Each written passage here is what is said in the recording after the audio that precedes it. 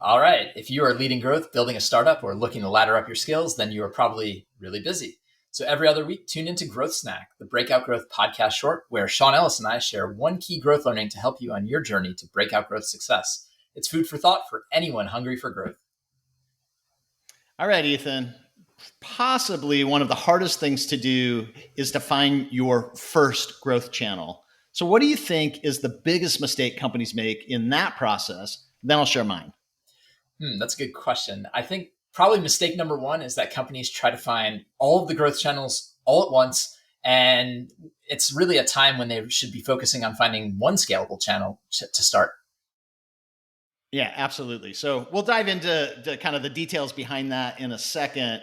But I wanted to focus on the mistake that I see often as well, which is I think that they're really trying to find that scalable channel too early.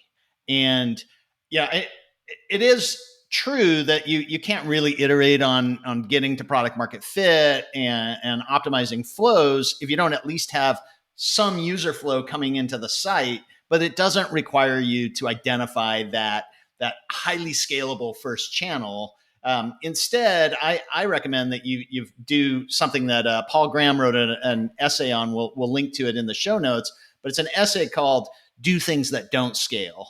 And what he's really emphasizing is, in the beginning, that kind of manual recruiting of lots of people to try your product is a good opportunity to actually engage with them directly. And so sometimes that's where you can even do something that, that Reddit one-off thing or that product hunt one-off thing that's going to send a good flow of users to you.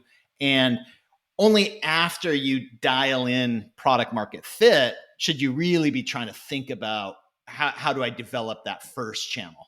Yeah, and sorry, just to like fill in the gaps on one more thing. I think once you have that product market fit, then it's about connecting the dots between people who actually have that need and your must-have solution. Yeah, and I think that's a really good point. And what I think that article really highlights too is when you do that, a lot of times you get really close to your audience and you get these deep conversations where you get those learnings that are going to help you figure out what the right channels are and how to scale. But some potential drivers like SEO or virality, they may require some upfront thinking before you've even validated product market fit, right? Yeah, absolutely. In fact, by the time this comes out, we probably will not have published the interview yet, but we had a great conversation with Kevin Indig, who runs SEO at Shopify. Within the last week, we had this conversation. And that was one of the things that he really highlighted is that for certain businesses where SEO is likely to be a really important driver, they need to think about SEO kind of from day one in the business. And again, as you said, virality is another one that as you're building certain collaboration tools, for example, there may be such an important viral loop there that over time you're going to want to optimize, but you want to kind of set it up right from the beginning. Yes. So, go ahead. Yeah.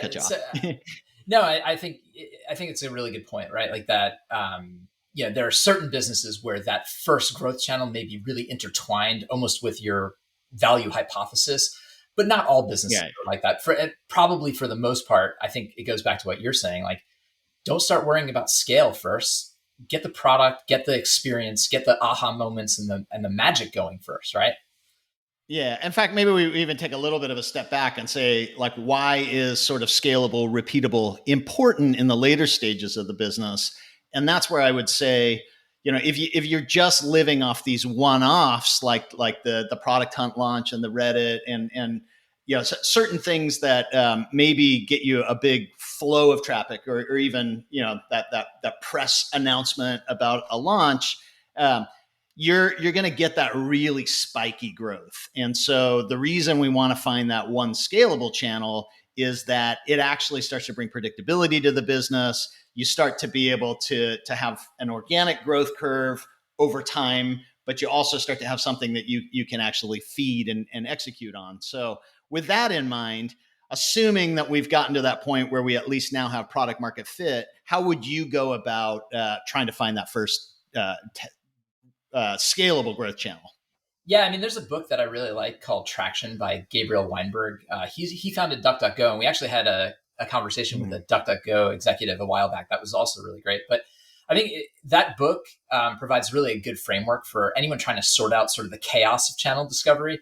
And it's really the key is to hone in on a few core opportunities and then systematically test them, as opposed to just try to go scattershot and try to do, let me try PR, let me try paid marketing, let me try all of these at once. So I think that's a really it's a good way to get yourself in the frame of how do I do this systematically? Yes, I want to take it back though to that mistake that you said is that they're trying to develop too many channels at the same time, and now you're saying a few channels. How is it right to kind of focus on a few channels, or do you sequence that and focus on just one channel at a time? It's sequence. It's Traction is all about figuring out the one channel to start with, and then it sort of has this target approach where you start with figuring out which channels are probably going to give you the most predictable outcomes, focusing on those, and then from there independently testing one at a time to get you from point A to point B. Cool. And I agree, by the way, that I love the book Traction. That is one that I read years ago, and it definitely resonated with me. I think the one thing that's maybe missing from that book, it's been a while since I read it, so maybe they highlight this, but if you're moving, as you said, sequencing one channel to the next channel, I think it's important to take a step back before you move on to that next channel and recognize that to make that channel work, you're going to need to be able to convert, monetize, and retain those customers. And the monetization piece in particular, if you're SEO driven for your growth, or you're viral driven for your growth, monetization is maybe not going to be quite as important in making that channel work. But if you have a sales led model, or you have a model that's going to require some human touch along the way, or you're arbitraging growth and spending money on paid search, for example, or even just paid demand gen ads, you're going to need a business model that leads to a high enough lifetime value where you can support those customer acquisition costs. So